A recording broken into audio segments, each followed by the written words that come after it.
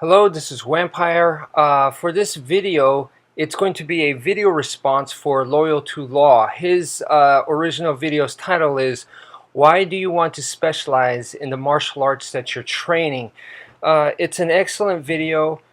I want to show my support because he is basically trying to encourage practitioners, martial arts practitioners, to be respectful towards one another, because right now, at least on YouTube, you see a lot of just negativity, being really critical towards other styles, and just being very disrespectful. So he's just trying to encourage not that way, but the other way. So, I completely support that. So anyway, let's start off with UFC and cross training, because he talks about cross training.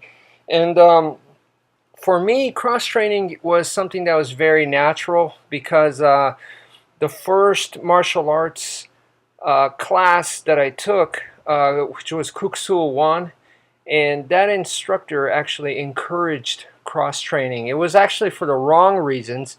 What he said was, go train in any style you want, and you're just going to find out that mine is the best, so you'll come back to my place, which is, not a good thing to say. But I did admire him for just being very, very knowledgeable about other styles, and I wanted to be that way, because when I asked him about Wing Chun, Muay Thai, or any other style, he knew a lot about every style out there. So I thought that was very admirable, and I thought that was great. And also my own personal background, coming from two different cultures, Japan and the U.S. So because I am multicultural, it's very easy for me to take the same approach with martial arts as well. Now, let's talk about the UFC. Back when that came out, styles were pretty separated. Judo people only faced judo people. Wrestlers only fought wrestlers. Boxers only fought boxers. Karate people only went up against karate people. So it was quite separated in that sense. And here was an event where people from different disciplines were allowed to face each other. So to me, that is the true definition of mixed martial arts, is the actual sport itself, where you get to face practitioners of other styles. That's where the mixed martial arts comes from, not mixed martial arts styles, which a lot of people, to me, think incorrectly. And they think that if they mix certain styles, then they are an MMA practitioner.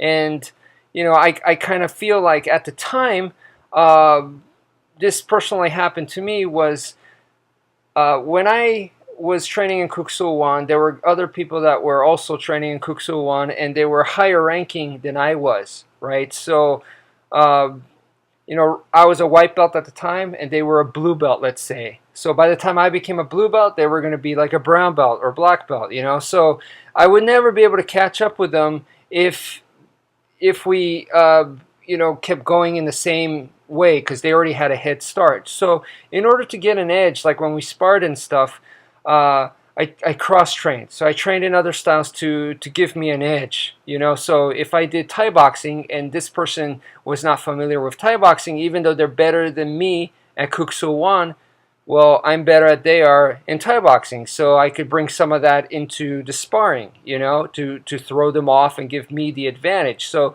that's why I started cross-training, kind of out of necessity.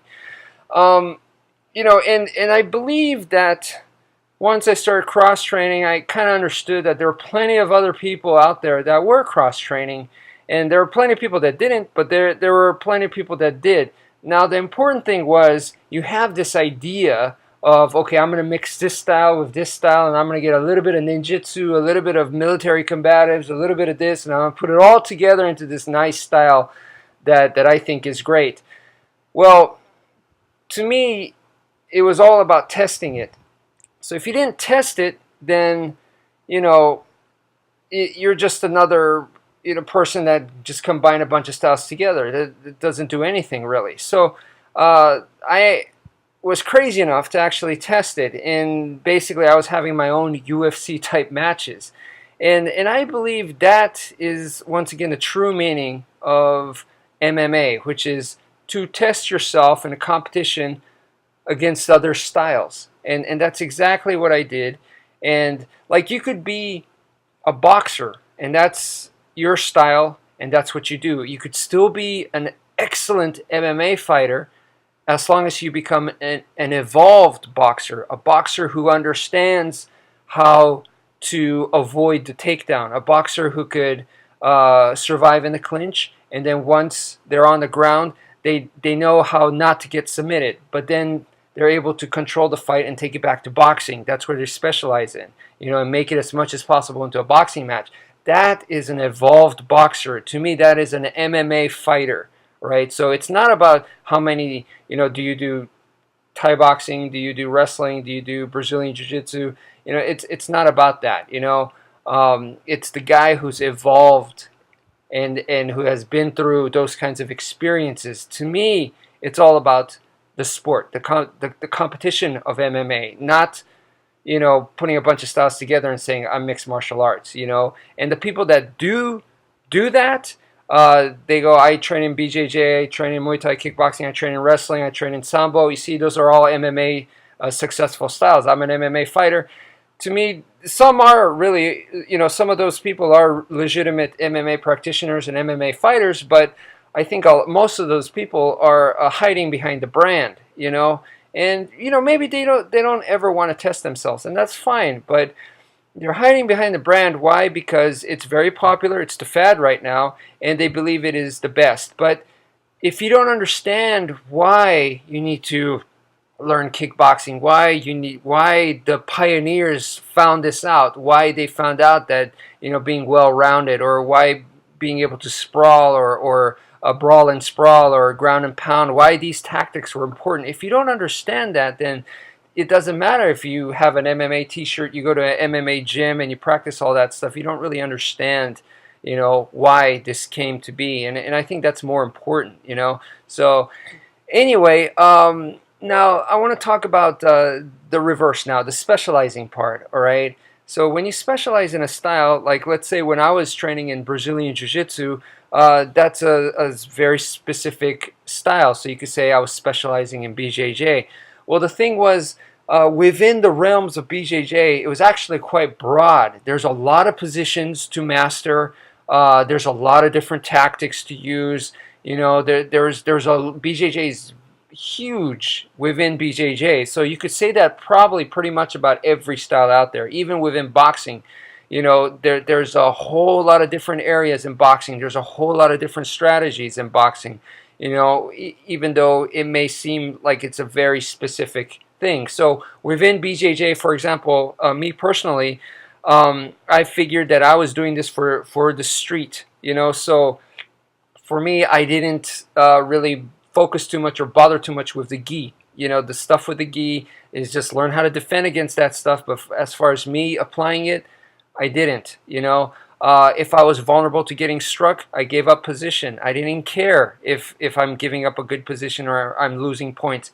I did not care, because this was, once again, for the street. So that just narrows down what I was practicing, very specific. Another area was, because I'm not a big, strong guy, I thought that the chances are of me getting the top is going to be rare. So I didn't focus on the top either. So now we're talking about the bottom game. And, I wasn't going to be using the gi once again, so butterfly guard and De La Riva guard, things like that, out the window, What I worked on specifically was actually half guard and quarter guard. Those were my specialties. So that's a very, very small specific area within BJJ. So, I just want to mention that, So same with the Filipino martial arts. There's a lot within there. There's all kinds of blades. And then there's single stick, double stick. I mean, there's a medium range, close range, far range. I mean, there's a whole lot. There's sensitivity drills. There's all kinds of empty hand stuff that you can do.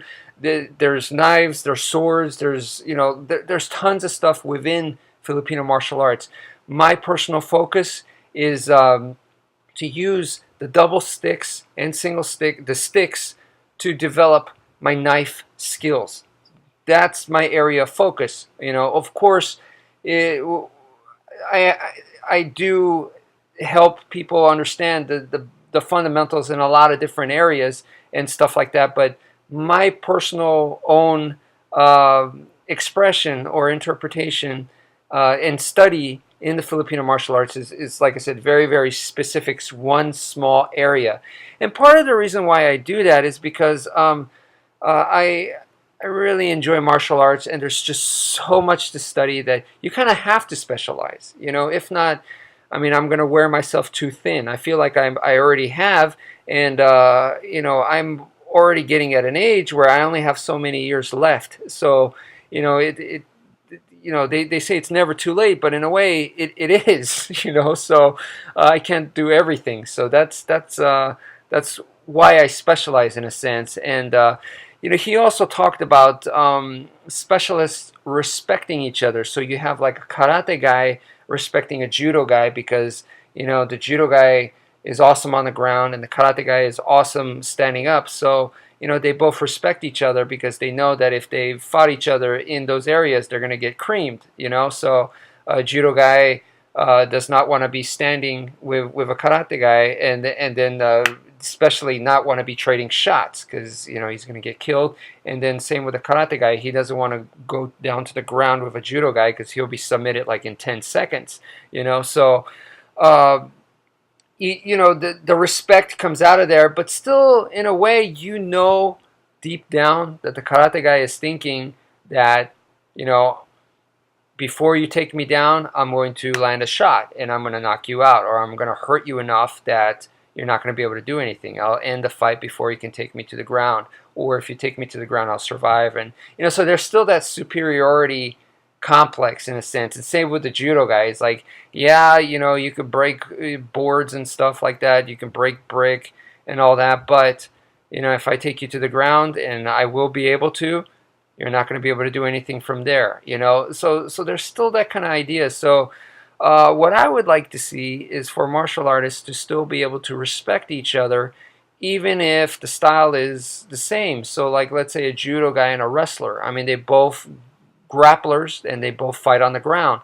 If they could respect each other, even though their method and their ideas and stuff is different, the way they tackle how to get to the ground, the way the concepts, the tradition, culture is totally different, but if they could still respect each other. Same with a karate guy and a kickboxer. All right, so it doesn't have to be, oh, what you do is ground, it's different from what I do, and I'm a stand-up striker. Instead of that, or what I do is weapons, you do empty hands, it's just totally different stuff. I respect you because I don't have to, it's not in my, I don't think about that. It's kind of a lame excuse, you know what I mean? So I'm not attacking loyal to law, of course not. I'm just saying I would like to see martial artists be able to respect each other because, not because, what you do is different from what I do, but because different ways of thinking is valuable. All right, so a good example that I can give you guys is when I was training in BJJ, there were guys that were way better than I was. And one of the main concepts in BJJ is position over submission. So in other words, you want to get the position first, establish position, establish control, and then set up for your submissions. You know what I mean? And if you're facing a guy that's better than you are at that, guess what they're doing to you? So chances are they got the better position on me, and now I'm totally screwed. And if I follow that logic, or if I follow that concept, then the first thing for me to do is to get out of that position. They already know that, so it's because it's position versus position. It's all about position first. They know that. They absolutely know that. So then that's terrible for me. That's not going to work for me. They're going to be very, very comfortable, in other words. So if I know other concepts, all right, like for example, I started applying concepts from Russian martial arts, which is attack the skeletal system.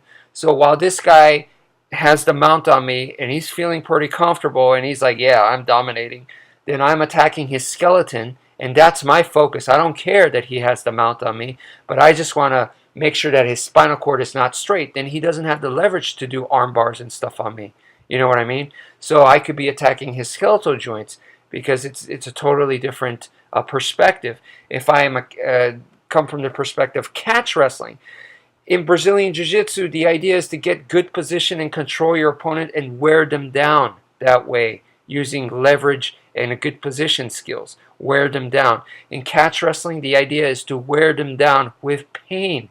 So now, it doesn't matter they got the mount on me. I could be using techniques to just cause just pure and simple pain and try to get them distracted enough that I could escape the position, because I have also enough Brazilian Jiu-Jitsu knowledge to be able to combat, you know, at least a little bit of what they do, and I know what they're doing. I'm familiar with what they're doing, but then I'm bringing in elements from a completely different method to throw them off, something that they're not familiar with. So that gives me an edge. You see what I'm saying? So if you use methods and ways of thinking from other styles to your advantage, this is a very good thing. Now, this sounds all great and easy, but the reason why people don't do it is because they have a hard enough time learning their own style. Especially if you're like a beginner and stuff, you know, your brain is maxed out, and you, on top of that, you may be trying to also, you know, you're huffing and puffing, trying to get in shape, trying to memorize the techniques, trying to do the drills that you just learned in class right now. You don't have time to be incorporating other concepts. You know what I mean? So you become fearful of other ideas and stuff like that, you know, because it can become confusing. And then you're like, wait a minute, one style says to do this, another style says to do this. Which one is right? So you're confused, all right? But if you have enough experience in your own style, you're confident, and you know, trained enough, and you know your stuff, right? Then someone else shows you their style, you go, oh, that's very clever. I like that. I'm gonna learn from that. I'm gonna combine that with my style, and it's not gonna mess you up. It's not gonna make you forget your style or confuse you in any way, you know, because you're solid. So that's what's important. I think a lot of the people that are being very prejudiced and very critical towards other styles and very closed-minded and saying a lot of negative things towards other styles is because, you know, frankly, they're not that good. That's all I can think of, you know, because like I said, when you're facing very tough opponents, you cannot rely on one style. You know, you're going to want different methodologies. You know, just like sometimes when you go to the doctor and you're in a very critical situation, you know, you want a second opinion, just like that. You know, so second opinions, different ways of thinking. That's a good thing. So anyway, thank you for watching. Sorry this video is so long, and sorry for me rambling about, but the main goal in this video is peace and respect. Treat the other person as a human being, not as an idea to attack. Treat them like a human being with respect and courtesy. Be polite. All right, so thank you very much, and take care, folks.